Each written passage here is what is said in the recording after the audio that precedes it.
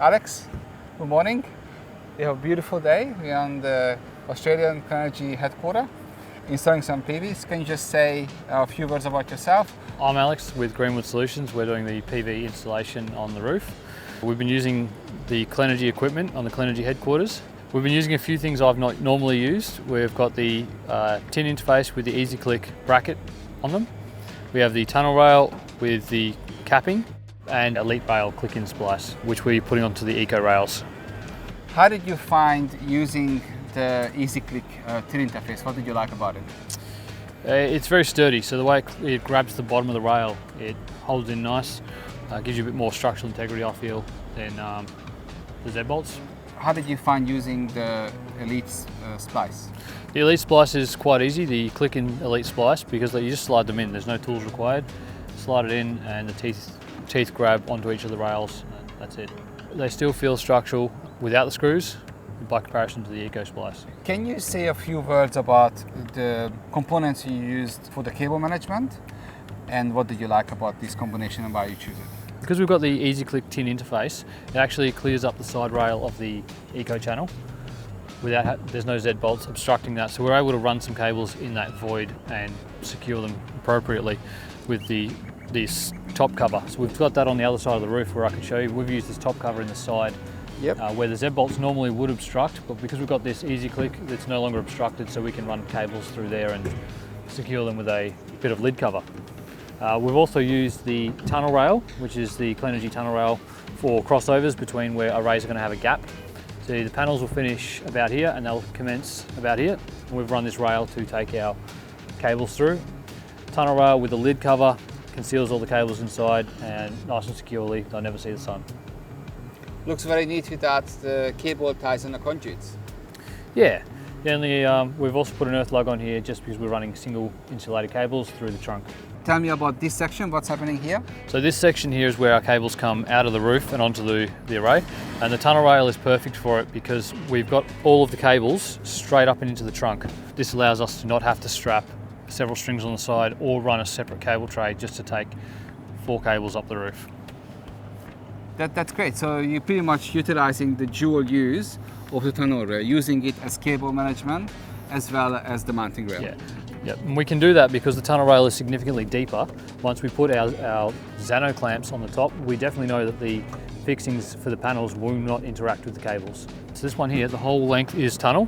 Yep. We've done that to keep it clean. So we've got 7 strings coming out of the roof here. 5 of them actually go up the rail. 1 of them drops out here. What we've got here is the rest of the strings actually go up underneath this lid. The panels will end here, so once we put the panels down, we can then check what space is left and cut a new capping to cover the gap. We know this one's not in the way, so we put them in, but there's a couple extra strings underneath here which actually go underneath and out this corrugated conduit and up and into our cable tray. Fantastic. I think installers will love this shot. This really highlights the benefits. What is possible with the tunnel rail? Well, this is why we've set this section up, is because this shows the best benefit of the tunnel rail. Alex, can you tell me how you picked the position to run these cables on top of the rails? So we've set up the blue tape on the rails down over the distance. What we did is marked all the way down that particular rail where each panel is going to start and end, and the blue tape indicates the mid clamps, which will be the Xano clamps in this case. So by the time we come up here, we can look at where our catenary wire is going to sit and ensure that's not going to have a join of panels in the way, so that we don't get the clamps hitting it. So in this case, we've got the clamp will sit about here, and we'll have a panel on the left and a panel on the right. And this allows us to figure out when we're transitioning from our catenary into our trunking system to remove this mass. We don't want this mass where the cables transition over the smooth edge into the trunk. We don't want that anywhere near one of our clamps. So we can easily identify, because I've measured the distance of the panels, that our next clamp will be all the way down here. By this time, the cables have sufficiently sunk into the trunking and they're going to be well away from any of our clamps as they try to fix the panels down. Looks fantastic. So Alex, can you tell me what's happening here? Yeah, so this section here, we've used a different approach for managing our cables between arrays. Our panels have a significant gap between the arrays, which tunnel rail would have been useful to use, but this is a situation where you don't have tunnel rail on site, you have a lot of eco rail on site, and you need to bridge between 2 arrays, and you might have some of these in your car. Some of these covers. So what we've done is we've actually put the cables into the side channel of the Eco Rail, and we've run them between arrays using this as a trunking system. Because we've used the EasyClick tin interface, we actually don't have any Z bolts on the side of this rail, which has allowed us to put the cables all the way through this rail and then use the side cover to conceal them permanently for the duration of the system. And it looks like you did the same on the mounting rail, which actually holds the panels. So as you can see on this part, there is no no cable ties, no conduits. No cable ties, it's neat. And can you tell me how you use these cable ties? So you told me you find it's a better fit on the side of the Eco Rail. The cable ties? Or the lid? The lid. So this lid cover is specifically designed for the side of the rail. The top opening on the Eco Rail is marginally smaller, and these don't really fit in as nicely. You can do it at a pinch, but I'd prefer to run them on the side where they clip in perfectly. Every now and then, if I have them in my car because I know I'm doing a Clenergy job, I'll put them in the car. So then if I have a situation like this arise on a job, I can make a nice transition where we don't have a conduit strapped to a rail. On this job, you used the Austin Earth Lugs. How did you find them? The Austin Earth Lugs do minimise a problem that you have with the other lugs. So these ones give you the benefit of being able to connect in a 25mm earth for a system that may require it, as well as a much smaller cable on the other side.